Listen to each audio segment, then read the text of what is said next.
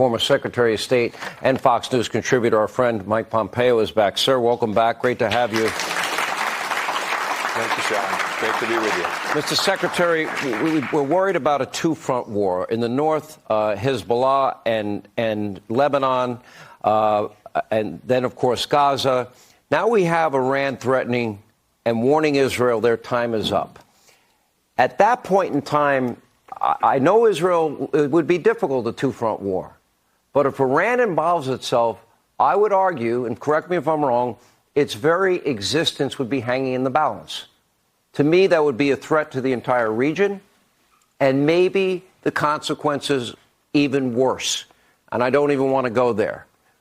How bad would that be? Yeah, it'd be deeply dangerous, Sean. And I frankly think we're pretty close to that today. I do think we have war at hand, this barbarity that we saw in the southern Israeli desert.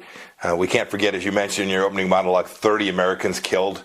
And the President of the United States travels to Israel and doesn't mention the address to which this should be held responsible, right? The Islamic Republic of Iran.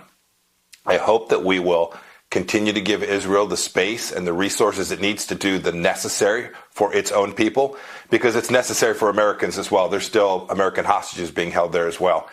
If we just get Hamas, that will be a good thing. It will save lives. It will eliminate one threat to the Jewish people in their homeland. But make no mistake about it, this came from Iran in spite of President Biden and his team's unwillingness to acknowledge that.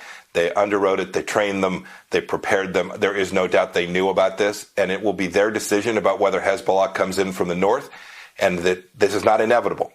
America can deter a two-front war for Israel, but it's going to require American leadership that I simply have not seen, and not appeasement. And the fact, Sean, that President Biden goes there and says, I'm going to give the Palestinians another $100 million of U.S. taxpayer money, is exactly the kind of appeasement that brought us to the very day that we're sitting in right here today.